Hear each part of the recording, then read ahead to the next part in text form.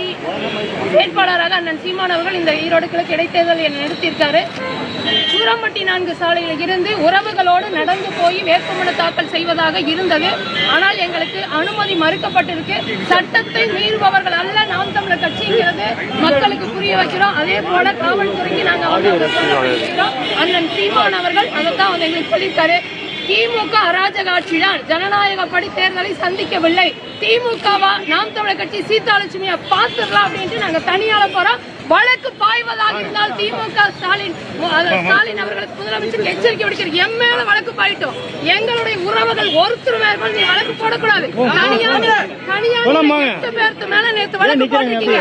இது எப்படி சரியா இருக்கும்? நியாயமான முறையில் ஜனநாயக முறைப்படி திமுக தேர்தலை எதிர்கொள்ள பயம் வந்துருச்சு.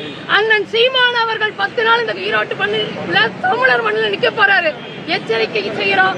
ஸ்டாலின் அவர்களுக்கு பயம் வந்துருச்சு. அதனாலதான் இந்த உறவுகளோட போற கூட அனுமதி மறுக்கிறாரு. பாத்துக்கலாம். திமுகவா நாம் தமிழர் கட்சி சீதாலட்சுமி